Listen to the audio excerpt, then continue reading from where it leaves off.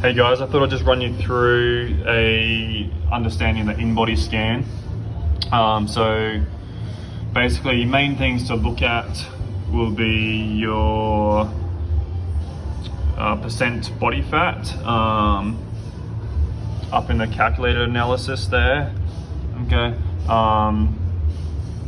Your BMI is just based on your weight and your height, so it doesn't take into account any muscle mass.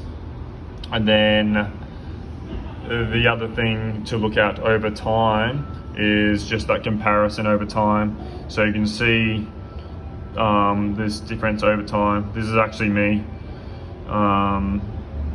So I've got back from 2 and a bit years across time. Other thing to look at is your circumferences.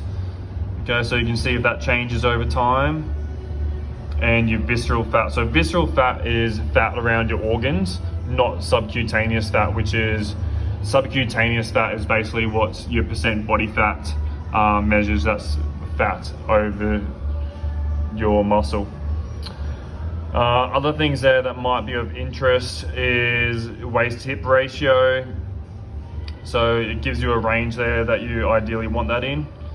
And then visceral, I already spoke about visceral fat and bone mineral content. It gives you an estimate of that as well, of some ranges. They're the main things to look at, guys, for you. Okay, so your percent body fat, which you can either see up here or you can see down in this bottom graph. Your ECW, that's extracellular water. Okay, so you don't need to take into account that too much. But the other big one is the skeletal muscle mass. Okay, so how many kilos of muscle do you have?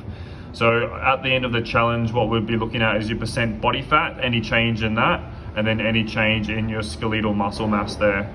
Okay, so for example, here, if I was comparing this, I've lost 2% body fat over about a year and a half, and my muscle mass is actually exactly the same. And you can see my weight is down just a little bit because I've lost a little bit of fat. So that's just a quick guide, guys, of how to interpret your in-body scan.